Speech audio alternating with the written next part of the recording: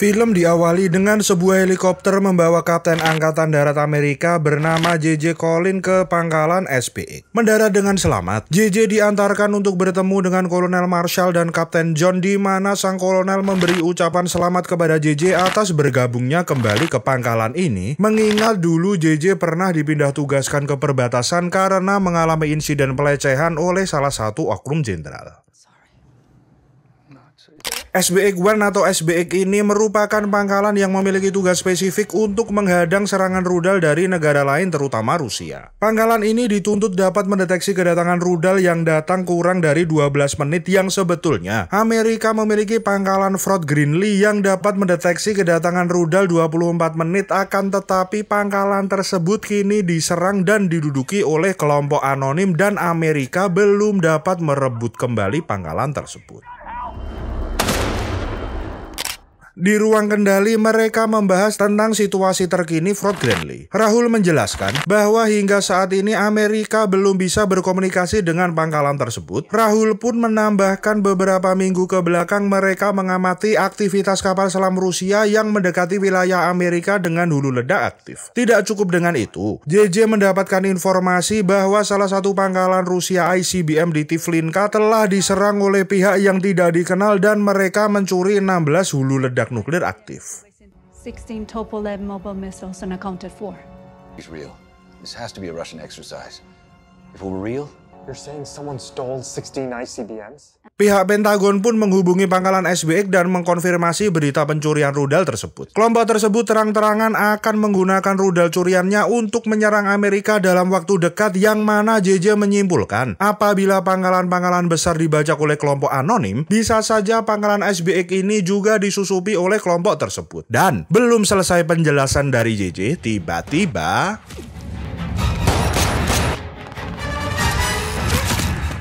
dididik di angkatan dengan keras baik secara mental dan fisik, membuat JJ dapat mengimbangi perlawanan dari penyusup. Beberapa orang dapat dilumpuhkan JJ dengan singkat tanpa ada luka. Untuk menyelamatkan diri, JJ pun menutup pintu pertama di ruang kendali tersebut, yang mana di dalam dia harus berduel dengan seorang pria gempal yang jujur saja membuat Patrick pesimis akan keselamatan JJ. Akan tetapi, kekhawatiran Patrick dibayar tuntas ketika JJ dapat melumpuhkan pria gempal tersebut dengan cara yang sangat sadis.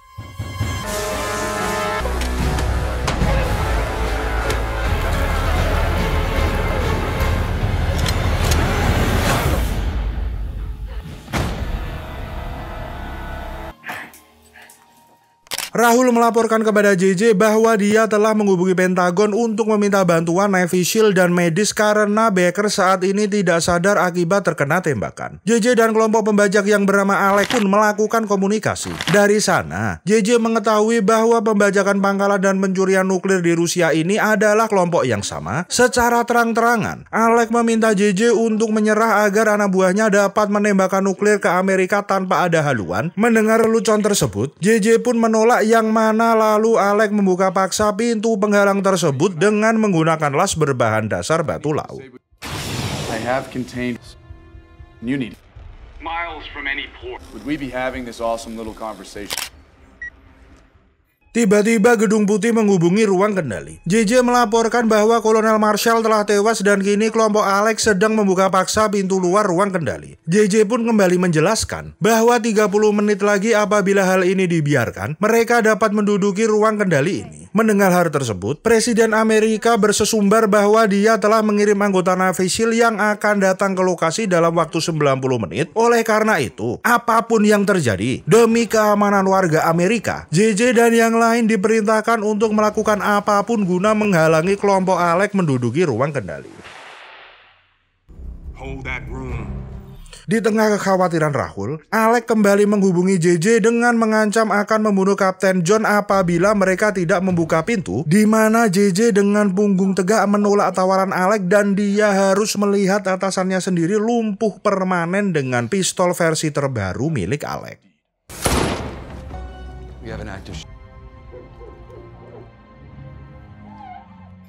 Untuk keamanan, JJ dan Rahul pun akan memeriksa saluran udara ruang kendali yang mana mereka dikagetkan dengan kemunculan musuh yang menyerang. Lagi-lagi JJ harus menghadapi musuh tanpa bantuan Rahul yang tidak mampu menarik pelatuk senapan. Geram dengan tingkah laku Rahul, JJ pun merebut senapan Rahul untuk mengakhiri duel yang tidak worth it tersebut.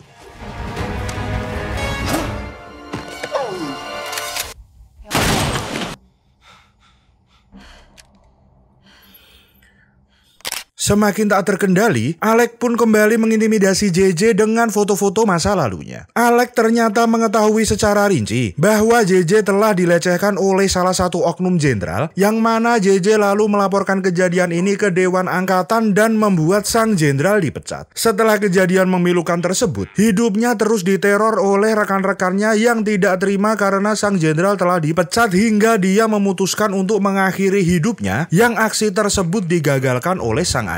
Melihat respon JJ yang tidak sesuai dengan ekspektasi, Alec memberikan penawaran $30 juta untuk dia dapat membuka pintu tersebut, dan lagi-lagi JJ menolak tawaran yang menggiurkan dari Alec. War's not over yet, motherfucker.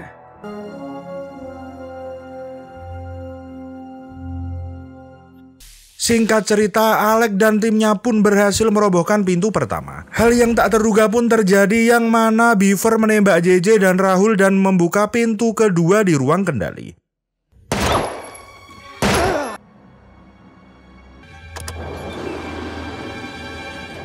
Begitu masuk, Alec menghubungi seseorang dan mendikte nomor rekening Bank Jamaika. Untuk berjaga-jaga, Beaver mengikat JJ dan Rahul sementara anak buah Alec menyiapkan siaran langsung darurat mengenai situasi kondisi terkini di ruang kendali di pangkalan SBE ke seluruh saluran TV Amerika. Listen to the TV that much. I play music when I'm watching stuff, so it doesn't really. We might go black and white.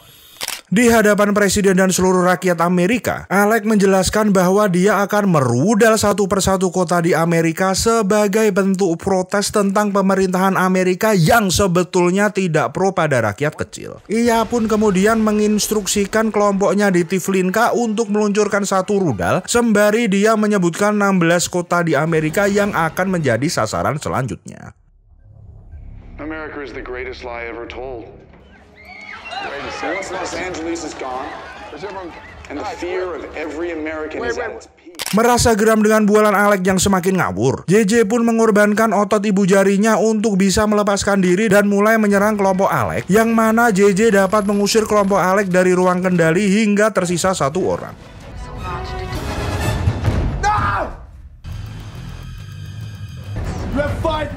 Lagi-lagi terjadi baku hantam antar kaum Hawa, yang mana JJ harus betul-betul full power dan mengeluarkan kuncian-kunciannya agar dapat mengalahkan musuh secepat mungkin dan mengaktifkan penghalang rudal. Waduh, maaf nih, Anabulnya ikut voice over.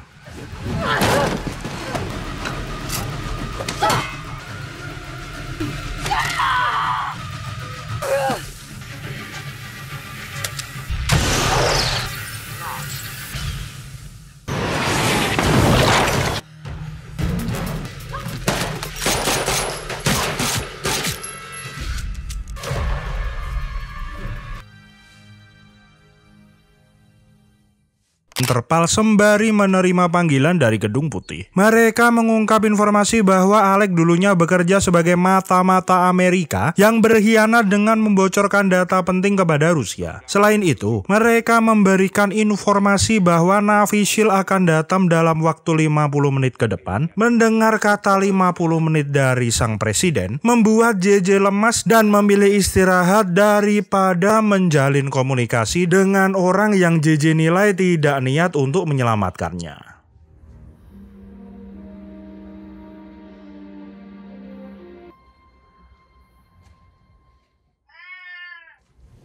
Captain. JJ kembali tersadar setelah 15 menit tertidur. Lagi-lagi Alec mencoba bernegosiasi dengannya sambil menunjukkan video ayahnya yang saat ini ditahan oleh orang suruhan Alec. Luluh lantah tercabik-cabik hati JJ melihat kondisi ayahnya. Alec pun memberikan penawaran apabila sang ayah ingin selamat, JJ harus membuka pintu akses ruang kendali, yang mana karena Alec orang yang sangat tidak sabaran, dia nekat mengeksekusi ayah JJ sebelum JJ memutuskan pilihannya.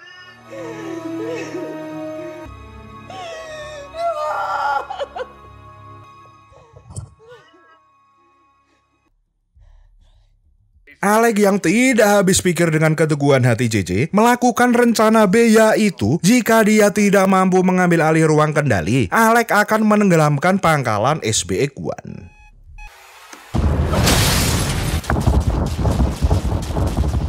Setelah katup-katup penahan pangkalan terbuka, JJ dan Rahul hanya memiliki waktu 13 menit untuk menyelamatkan pangkalan SBX, di mana untuk menghindari tenggelamnya pangkalan tersebut, Rahul secara sukarela terjun ke laut untuk menutup katup-katup tersebut secara manual. You got this.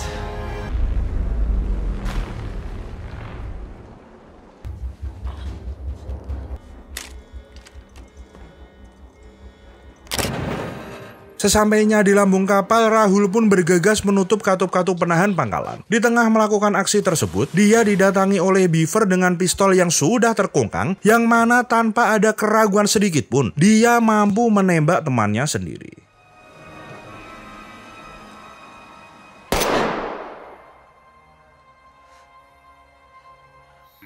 Seorang diri, JJ memikirkan strategi baru untuk mengalahkan Alec. Dia tiba-tiba teringat apa yang dikatakan Alec dengan seseorang di telepon dengan menyebutkan kode, di mana JJ langsung mengetahui bahwa itu adalah kode dari Bank Negara Jamaika. Melihat wajah Alec yang sedikit gugup setelah mendengar penjelasan dari JJ, dia pun langsung mengerti bahwa Alec ini tidak lebih dari pasukan-pasukan bayaran yang mendewakan uang. JJ pun lalu menutup jendela pintu di ruang kendali dan melakukan komunikasi dengan Presiden. JJ meminta Presiden untuk melakukan strategi gila, di mana JJ akan bersembunyi di ruang kendali lalu membuat Alec dan timnya percaya bahwa mereka berhasil mengambil alih ruangan kendali tersebut. Dan setelah rudal curian itu diluncurkan, JJ kembali mengambil alih ruang kendali tersebut dan mengaktifkan kembali penghalang rudal. Mendengar rencana tersebut, ahli strategi kepresidenan pun mengungkapkan bahwa strategi yang dijabarkan JJ hanya berpeluang berhasil 14%, akan tetapi Presiden menyetujui dan percaya bahwa JJ dapat melakukan strateginya dengan baik.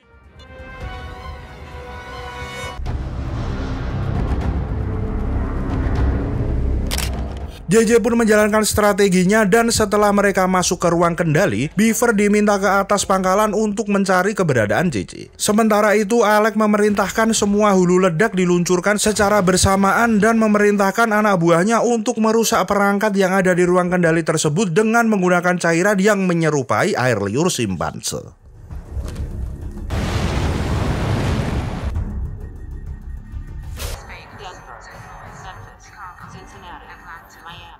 Beaver pun melaporkan kepada Alec bahwa JJ tidak ditemukan di atas pangkalan, di mana Alec pun dikagetkan dengan kemunculan JJ yang bersembunyi di dalam kostum hazmat dengan berhasil mengalahkan anak buah Alec yang tersisa, sementara Alec sendiri memilih menyelamatkan diri dari tembakan JJ. Tersisa 7 menit lagi bagi JJ untuk menyelamatkan warga Amerika. Melihat kondisi perangkat lunak yang sudah rusak, JJ naik ke atas dengan membawa laptop guna mengaktifkan kembali penghalau rudal secara manual, akan tetapi dia mendapatkan gangguan kembali dari Beaver yang menodongkan pistol ke kepalanya. Pertempuran jarak dekat antara dua manusia lintas gender pun harus terjadi kembali. Dengan kekuatan seadanya, dia memanfaatkan kawat duri untuk melumpuhkan Beaver secara dramatis.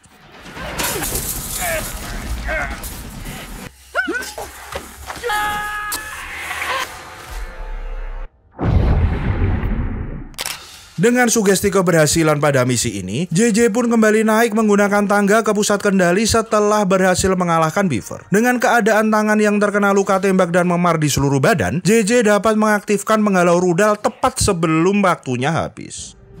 There she is!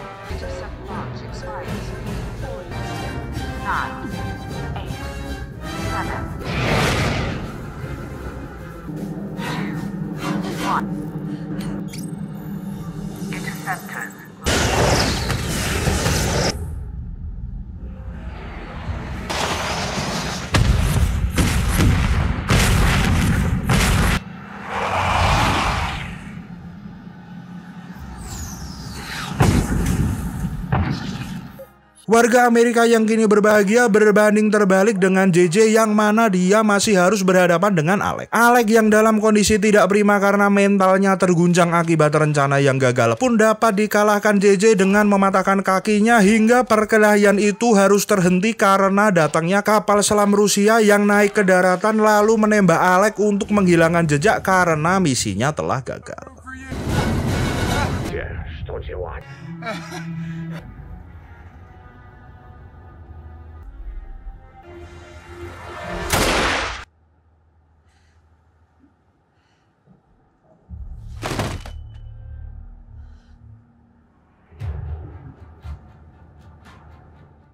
Dan film pun tamat. Khasanah yang bisa kita ambil dari film ini, kalau boleh mengutip nasihat dari ayah JJ, janganlah kita sekali-kali untuk menyerah. Karena definisi menyerah adalah simbol dari ketidakmampuan kita dalam mengelola rasa pesimis dari dalam diri kita. Komen-komen di bawah dong, keadaan seperti apa sih yang membuat kalian menjadi pesimis? Sekian video kali ini, Patrick dan segenap kru undur diri. Mohon maaf apabila ada salah-salah kata. Wassalamualaikum dan bye-bye.